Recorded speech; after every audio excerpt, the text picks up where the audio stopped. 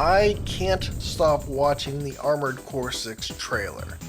Watching a trailer endlessly isn't exactly something new for me, as anyone who has followed my channel since before Elden Ring released can attest, and I do have a habit of going through trailers frame by frame, especially for FromSoftware titles. However, this is different. I have played the first generation of Armored Core games since AC6 was announced, but I'm certainly no expert on the series, so I haven't really noticed any little details that longtime fans have noticed. Hell, I haven't even framed through the trailer. For those reasons, I chose not to make any videos breaking down the trailer, and that I'd leave that for more qualified Armored Core fans. That being said, I still cannot stop watching it. And I'm not trying to glean something new per my usual routine, I'm just vibing. So while I may not have yet earned the title of Armored Core fan, I want to discuss why I can't stop watching the AC6 trailer as a FromSoftware fan. What it broadly boils down to is this. As a fan of FromSoftware, I am just infatuated with seeing FromSoftware developing something truly different from everything else they've produced over the last decade. I am more of a fantasy person than a sci-fi person, so the dark fantasy worlds of the Souls games are a natural fit with my interests.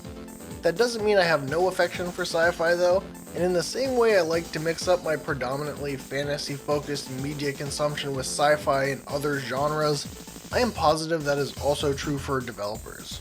Working on dark fantasy action RPGs for a decade certainly doesn't sound like torture, but I can imagine that it can become creatively exhausting after a while. Whether it's making concept art, 3D modeling, or game mechanics, it must be a breath of fresh air to switch modes and work on a sci-fi mech game where the overlap is marginal, especially if you're passionate about the genre as well, and FromSoftware's devs certainly seem to be. From time to time I'll browse the personal work of FromSoftware concept artists, and a good number of them create a lot of mech artwork. On top of that, the Armored Core games are significant in Japan in a way that I think is easily missed in the West. Armored Core was slated to be the first FromSoftware game ever produced, but due to development hurdles came out second after Kingsfield in 1997. They went on to produce 15 Armored Core games between 1997 and 2013, and I think I'm probably missing a few mobile games in that count. The point is, Armored Core is foundational and beloved by FromSoftware, and is historically what their name has been synonymous with, especially in Japan. So in that sense, Armored Core 6 feels like both a homecoming and blazing a new trail for modern FromSoftware. I have a lot of respect for From and how they prioritize being creatively steadfast in pursuing their passions over simply doing what seems like it will sell the most copies. There has been a continual discourse in the Souls community over how much Souls might find its way into Armored Core 6. There is an underlying assumption in this that the Souls games are somehow inherently better, or that it is a foregone conclusion with the success of the Souls games that Armored Core would draw the Souls audience in with some similarities.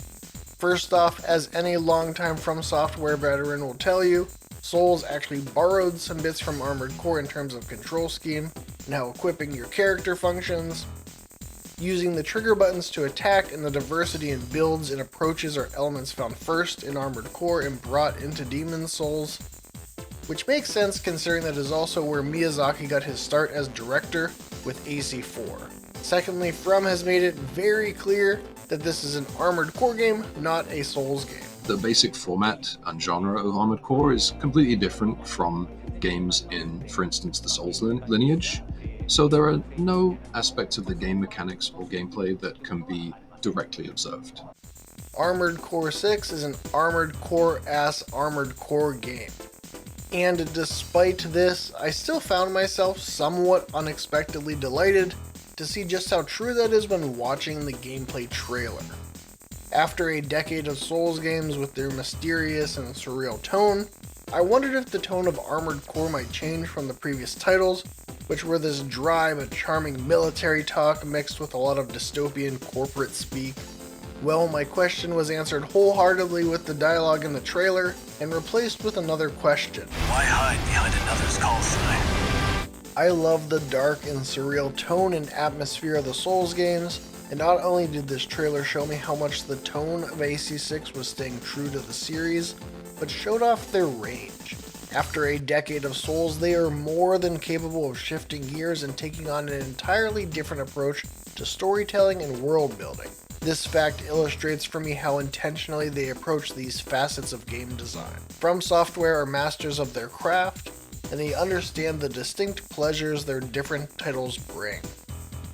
And that's why I can't stop watching the Armored Core 6 trailer. It's an important project made by passion by one of my favorite studios, and they are making something different and cool that I know from my limited experience with the series I will really enjoy. Oh, also, the music.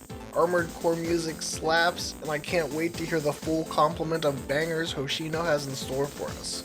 If you enjoyed this video, please be extra sure to give it a like and leave a comment telling me how you feel about the upcoming Armored Core 6 Fires of Rubicon.